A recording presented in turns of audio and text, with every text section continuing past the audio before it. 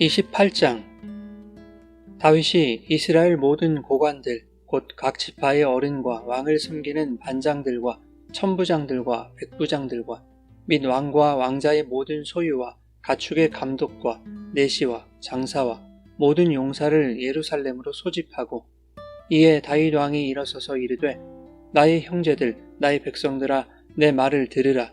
나는 여호와의 언약궤 곧 우리 하나님의 발판을 봉안할 성전을 건축할 마음이 있어서 건축할 재료를 준비하였으나 하나님이 내게 이르시되 너는 전쟁을 많이 한 사람이라 피를 많이 흘렸으니 내 이름을 위하여 성전을 건축하지 못하리라 하셨느니라. 그러나 이스라엘 하나님 여호와께서 전에 나를 내 부친의 온 집에서 택하여 영원히 이스라엘 왕이 되게 하셨나니 곧 하나님이 유다 지파를 택하사 머리를 삼으시고 유다의 가문에서 내 부친의 집을 택하시고 내 부친의 아들들 중에서 나를 기뻐하사 온 이스라엘의 왕을 삼으셨느니라. 여호와께서 내게 여러 아들을 주시고 그 모든 아들 중에서 내 아들 솔로몬을 택하사 여호와의 나라 왕위에 앉혀 이스라엘을 다스리게 하려 하실세. 내게 이르시기를 네 아들 솔로몬 그가 내 성전을 건축하고 내 여러 뜰을 만들리니 이는 내가 그를 택하여 내 아들로 삼고 나는 그의 아버지가 될 것임이라. 그가 만일 나의 계명과 법도를 힘써 준행하기를 오늘과 같이 하면 내가 그의 나라를 영원히 견고하게 하리라 하셨느니라. 이제 너희는 온 이스라엘 곧 여호와의 회중이 보는 데에서와 우리 하나님이 들으시는 데에서 너희 하나님 여호와의 모든 계명을 구하여 지키기로 하라. 그리하면 너희가 이 아름다운 땅을 누리고 너희 후손에게 끼쳐 영원한 기업이 되게 하리라. 내 아들 솔로몬아 너는 네 아버지의 하나님을 알고 온전한 마음과 기쁜 뜻으로 섬길지어다. 여호와께서는 모든 마음을 감찰하사 모든 의도를 아시나니 네가 만일 그를 찾으면 만날 것이요 만일 네가 그를 버리면 그가 너를 영원히 버리시리라. 그런즉 이제 너는 삼갈지어다. 여호와께서 너를 택하여 성전의 건물을 건축하게 하셨으니 힘써 행할지니라 하니라. 다윗이 성전의 복도와 그 집들과 그 곡간과 다락과 골방과 속죄소의 설계도를 그의 아들 솔로몬에게 주고 또 그가 영감으로 받은 모든 것 곧 여호와의 성전의 뜰과 사면의 모든 방과 하나님의 성전 곡간과 성물 곡간의 설계도를 주고 또 제사장과 레위 사람의 반열과 여호와의 성전에서 섬기는 모든 일과 여호와의 성전을 섬기는 데에 쓰는 모든 그릇의 양식을 설명하고 또 모든 섬기는 데에 쓰는 금기구를 만들 금의 무게와 모든 섬기는 데에 쓰는 은기구를 만들 은의 무게를 정하고 또 금 등잔대들과 그 등잔 곧 각 등잔대와 그 등잔을 만들 금의 무게와 은 등잔대와 그 등잔을 만들 은의 무게를 각기 그 기구에 알맞게 하고 또 진설병에 각 상을 만들 금의 무게를 정하고 은상을 만들 은도 그렇게 하고 갈고리와 대접과 종지를 만들 순금과 금잔 곧 각 잔을 만들 금의 무게와 또 은잔 곧 각 잔을 만들 은의 무게를 정하고 또 향단에 쓸 순금과 또 수레 곧 금 그룹들의 설계도대로 만들 금의 무게를 정해주니 이 그룹들은 날개를 펴서 여호와의 언약궤를 덮는 것이더라.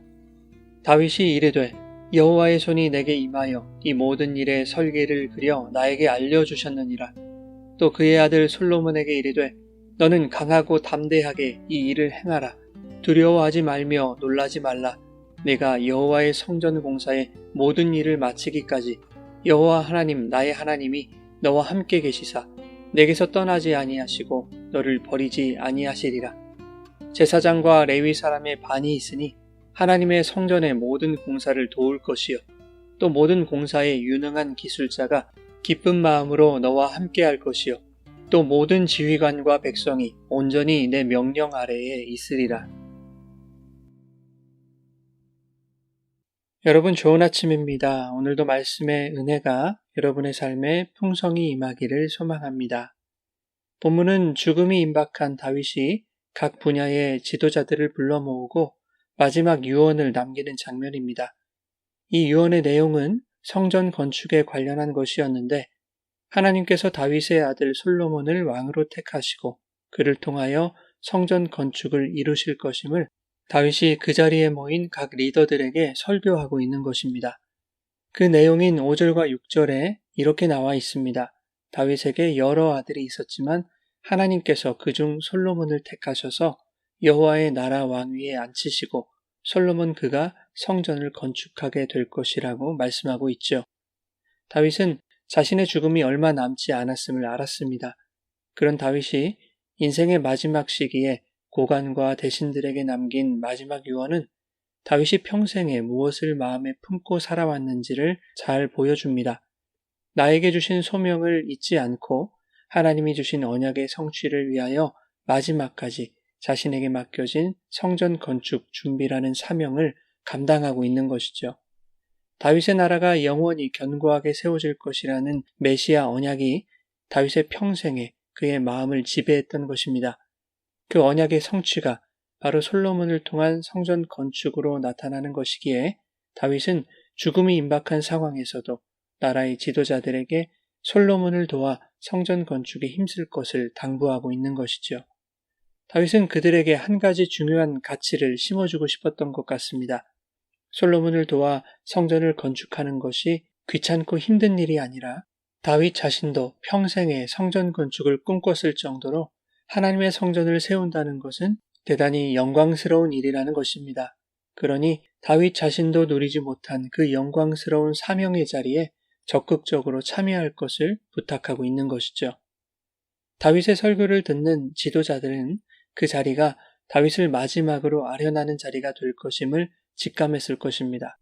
다시는 왕의 얼굴을 보며 육성을 들을 기회가 오지 않을 수도 있는 것이죠. 그 자리가 지도자들에게는 얼마나 엄중하고 무거운 자리였겠습니까? 왕의 마지막 부탁과 당부를 결코 흘려들을 수 없었을 것입니다. 그 부탁과 당부의 내용이 바로 성전 건축이라는 것이죠. 하지만 다윗에게 있어 성전 건축은 단순히 건물을 짓는 사업이 아니었습니다. 다윗이 이토록 성전 건축에 전념하는 것은 하나님께 훌륭한 건축물 하나 지어드려야겠다는 종교적 열심 때문이 아니라는 것입니다. 성전을 건축하는 것 자체가 하나님의 말씀을 준행하는 것이었기 때문이지요. 다윗의 나라와 왕위가 영원히 견고하게 될 것이라는 하나님의 언약이 성취되는 일에 성전 건축의 사명을 감당하는 각 사람들의 순종과 헌신을 사용하시기 때문입니다. 결국 건물을 짓는 사업이 중요한 것이 아니라 그 과정 속에서 하나님의 계명과 법도를 힘써 준행하고 그분의 말씀에 순종하는 하나님의 백성다운 신앙의 자세를 갖추게 되기 때문입니다. 그래서 다윗은 7절과 8절에 이렇게 말하고 있는 것이죠. 그가 만일 나의 계명과 법도를 힘써 준행하기를 오늘과 같이 하면 내가 그의 나라를 영원히 견고하게 하리라. 너희는 너희 하나님이 들으시는 데에서 여호와의 모든 계명을 구하여 지키기로 하라. 그리하면 이 아름다운 땅을 누리고 너희 후손에게 끼쳐 영원한 기업이 되게 하리라. 9절에 다윗은 솔로몬에게도 말합니다. 내 아들아, 너는 하나님을 알고 온전한 마음과 기쁜 뜻으로 섬겨야 한다.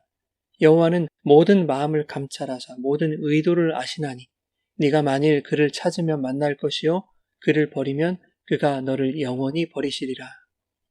건물을 짓는 것, 즉 사명을 행하는 것이 중요한 것이 아니라는 것입니다. 사명을 행하기에 앞서 하나님의 말씀과 계명과 법도를 따라 온전한 마음으로 하나님을 섬기는 것이 중요하다는 것이죠. 하나님은 마음을 감찰하시고 의도를 아시는 분이기에 진실한 마음 없이 형식적으로 업적 지향적으로 사명을 행하는 것은 결코 하나님께 순종이 될 수 없으며 하나님이 기뻐하지 않으신다. 그것은 오히려 하나님을 버리는 것과 다름없는 행위라는 것을 말하고 있는 것이죠. 교회 안에서 흔히 일어나는 잘못 중에 하나가 사명을 강조하는 것입니다. 복음을 제대로 알지 못하는 초신자들에게 또는 하나님의 은혜를 깊이 경험하지 못한 자들에게 여러 가지 봉사와 직무를 맡기는 것이죠. 힘들고 귀찮고 어려워도 사명을 열심히 감당하다 보면 하나님이 은혜를 주신다는 논리를 내세웁니다. 그렇게 해서 은혜가 주어지지 않습니다. 그것은 은혜를 경험하는 것이라기보다 그 봉사나 일에 대한 성취감이나 자긍심을 느끼는 것일 뿐입니다. 개혁신학에서 은혜의 방편, 즉 은혜가 주어지는 통로를 세 가지로 말하고 있죠. 말씀과 기도와 성례입니다. 이 세 가지 통로로 하나님의 은혜를 경험할 수 있는 것입니다. 말씀과 기도와 성례로 하나님의 은혜를 경험하지 못한 사람은 다른 것에서 결코 은혜를 체험할 수 없는 것이죠.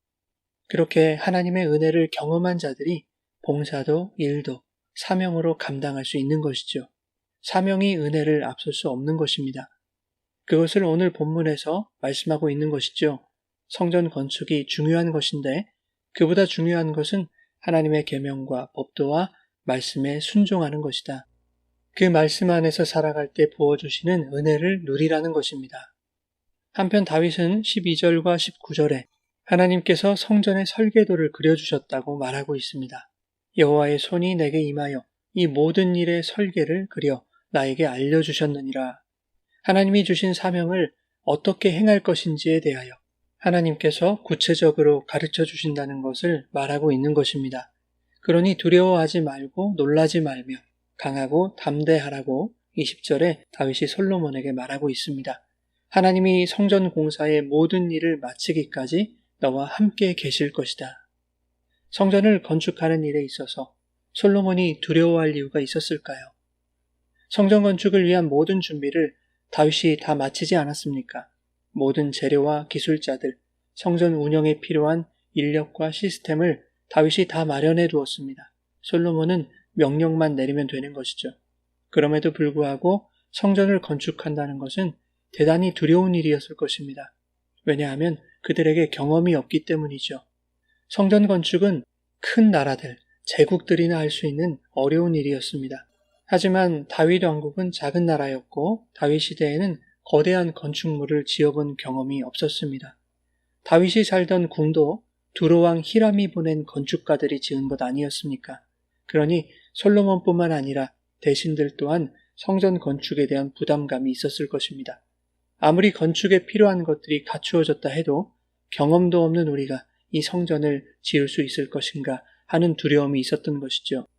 다윗은 이러한 부담감과 두려움을 모르지 않았을 것이기에 이 일은 하나님이 손수 설계하시고 하나님이 모든 것을 준비케 하셔서 성전이 완공되기까지 하나님이 도우실 것이라고 용기를 북돋고 있는 것입니다. 사랑하는 여러분, 세상에서는 내가 인정받기 위해 실적을 내는 것이 중요합니다. 하지만 신앙생활에 있어 성도에게 중요한 것은 종교적인 업적을 내는 것이 아닙니다. 하나님은 무능하고 가치 없는 죄인들을 당신의 자녀들로 인정해 주셨습니다.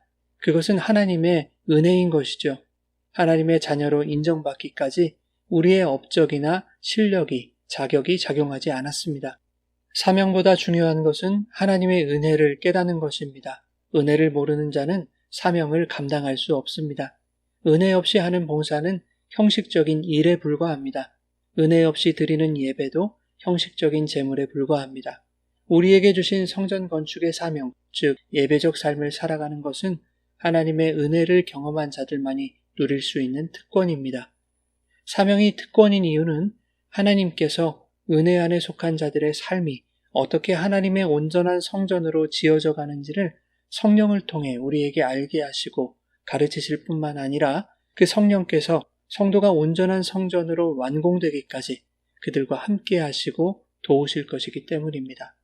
우리가 걸어가는 한 치 앞도 모르는 인생길이 때로는 두렵고 어려울지라도 주께서 끝까지 함께 하셔서 이루실 것을 믿으며 용기를 내어 강하고 담대하게 우리에게 맡겨주신 성전 건축의 사명을 끝까지 감당하시기를 예수님의 이름으로 축원합니다.